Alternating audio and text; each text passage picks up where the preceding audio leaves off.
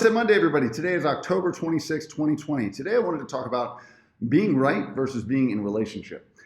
In the stress that 2020 has brought, combined with the normal tensions of any election cycle, especially the one that we're in now, I've noticed that some normal relationships, just among peers, have started to become strained.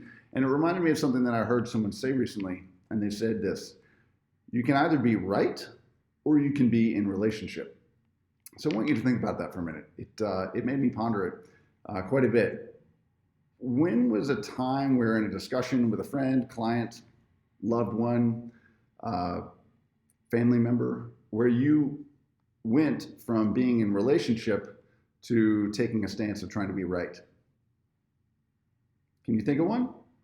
So similar to the Crucial Conversations book that we talked about, being in relationship requires us to fully listen actively to someone else, to have empathy, and to try not to make our point, but rather to understand their side and be understood.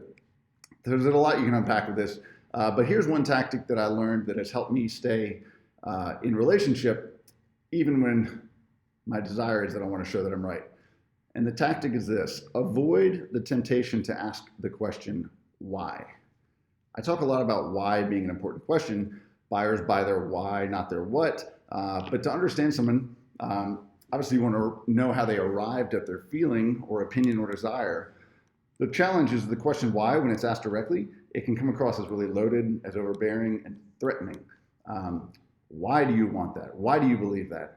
Why do you believe that something is wrong, or why? So oftentimes questions dressed in why are fake questions. So what's a fake question, you ask? Well, a fake question is one that you already know the answer to. It's one that you're asking to try to put somebody else into a corner or into a trap that ultimately makes them see your side or tries to convince them to take your side. And as we talked about before, when people feel trapped, they feel unsafe, and they turn to silence or violence. So instead of asking the question why, try changing it up and asking the question what or how. So instead of why do you believe that, maybe you say, so what experiences have led you to have that belief? Or tell me about how you came to think that way. That's really interesting. I'd love to know more.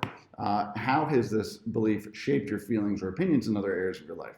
The goal is not to know why, but again, to be understood. So next time you find yourself on opposite sides of the proverbial aisle from someone else, I challenge you to resist the urge to be right and resist the urge to ask why, and instead try to be in relationship.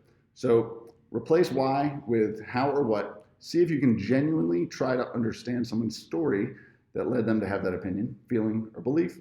And I bet you'll end up strengthening your relationship, even if that means not proving that you're right.